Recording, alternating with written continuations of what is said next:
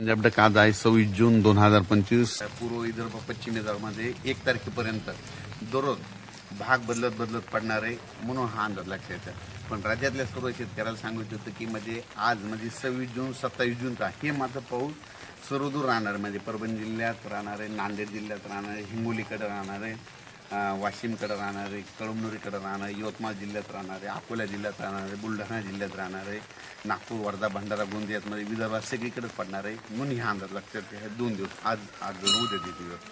त्याच्यानंतर ही परभणी जिल्ह्यात देखील पाऊस पडणार आहे, इकडं जालना जिल्ह्यात देखील राहणार आहे, जळगावकडे देखील राहणार आहे. म्हणजे आजचा पाऊस हे सर्व दूरचा राहणार आहे म्हणून हा अंदाज लक्षात येतो.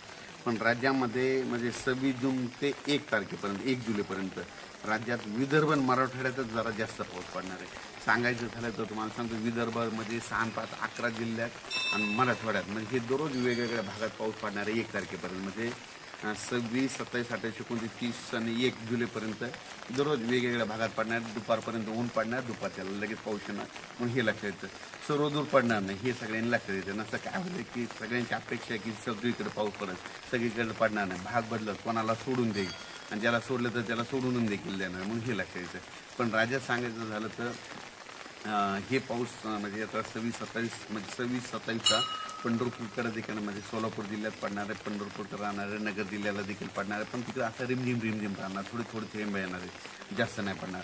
पण हे लातूर जिल्ह्याला पडणार आहे, धाराशिवला देखील आजचा पाऊस पडणार आहे. त्याच्यानंतर राज्यात सांगायचं झालं तर पंढरपूरला म्हणजे 5 आणि 6 तारखेला म्हणजे पंढरपूरच्या यात्रेकरूला त्यांना पाऊसमध्ये वरून राजे भिजवणार आहे म्हणून हे देखील आत्ताच अंदाज त्यांनी लक्षात घेतला.